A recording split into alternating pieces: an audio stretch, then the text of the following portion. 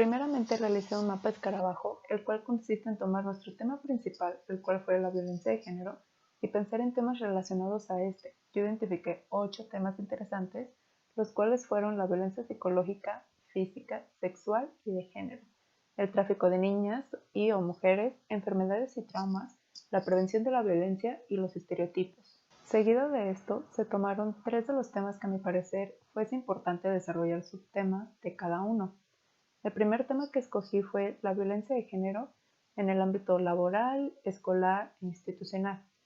Las ventajas y desventajas relativas de esto, la discriminación y la manipulación.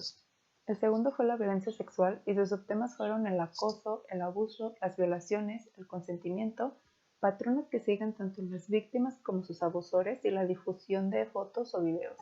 Y el último fueron los estereotipos, tales como el feminismo, el machismo, el embrismo, el marianismo, los prejuicios y los roles impuestos por la sociedad.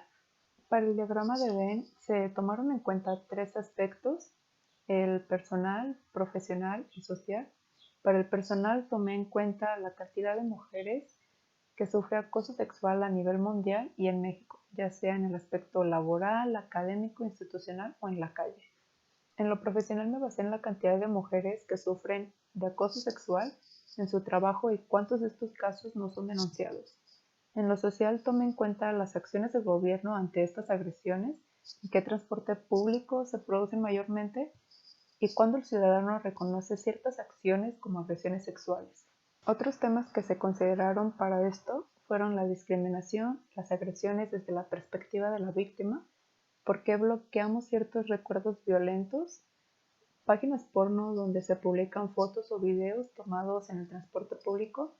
Esto ha sido tanta su búsqueda y demanda que se han creado secciones en específico para esto.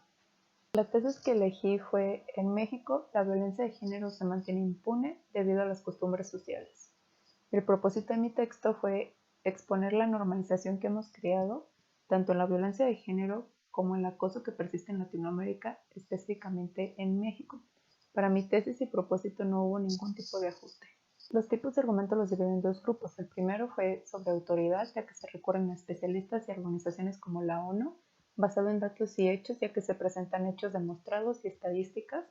Causal, pues se mencionan las causas de varios casos y su efecto.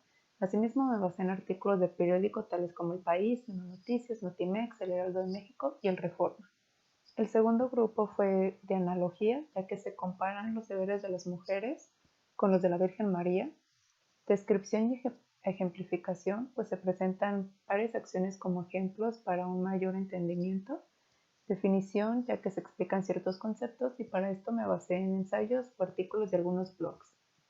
Para artículos de periódico me basé en El Reforma, tomé el artículo Viaja entre acoso 96% de mujeres, escrito por Morales 2019. El País, el artículo México incluye el acoso callejero en su encuesta sobre inseguridad por Barragán, publicado este año. Y del Economista el artículo Transporte público acentúa la violencia contra las mujeres por García, del 2019. Sobre el tema del acoso en el transporte público, seleccioné varios artículos con el objetivo de tener mayor información y poder comparar estas estadísticas.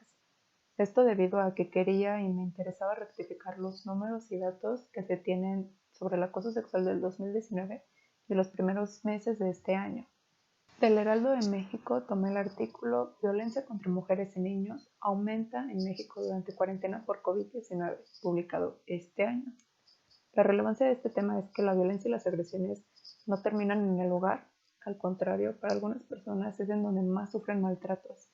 Además que por la situación actual del COVID, muchas de estas víctimas se encuentran la mayor parte del tiempo bajo el mismo techo que su abusador. Desde Uno Noticias tomé el artículo También hay violencia de género contra los hombres, escrito del 2019. Esto porque la violencia de género sí es mayoritariamente contra las mujeres, pero también en el sector masculino se sufre de violencia de género, ya sea por sus parejas, en el trabajo, por la familia y o a veces por el mismo género. Para ensayos o artículos de blogs, identifiqué el de la Universidad de Cuenca con el artículo El machismo, embrismo, marianismo y feminismo, escrito por Palacios en el año 2019. La relevancia de este identifiqué por lo que llamarían lo contrario al machismo, que sería el concepto de embrismo, que no es una práctica, simplemente es un concepto, y cómo el marianismo en Latinoamérica propicia y complementa el machismo. Del blog Ayuda Legal de Michigan obtuve el ensayo Resumen de la violencia en el hogar. El propósito de este es más que nada la importancia de informarse sobre el concepto de violencia en el hogar, los tipos de violencia que existen y la mención de algunos ejemplos de las principales agresiones. Y finalmente, de un boletín llamado En México, 1.4 millones de mujeres padecen hostigamiento y acoso sexual en el trabajo, de la página de Cámara de Diputados del 2017. La relevancia de este tema es porque el ámbito laboral es el tercer lugar donde las mujeres sufren mayor violencia de género. Al realizar este trabajo identifiqué dos problemáticas. Una de las dificultades que tuve fue la elección del tema, pues necesitaba un tema y un nombre que englobara todo lo que conlleva la violencia de género. Esto lo solucioné con una lista de todos los subtemas que quería tratar y al terminar pude darme cuenta que todo eso parte de la violencia contra las mujeres. Sin embargo, no quería encapsularlo únicamente al sector femenino, por lo que opté por violencia de género. La segunda dificultad fue la elección de los tres temas, pues más de tres temas me interesaban. Sin embargo, de nuevo al enlistar estos temas también pude darme cuenta que varios eran similares y podía agruparlos con un nombre más general. Asimismo, esto me daría una mayor cantidad de subtemas para cada tema que escogí.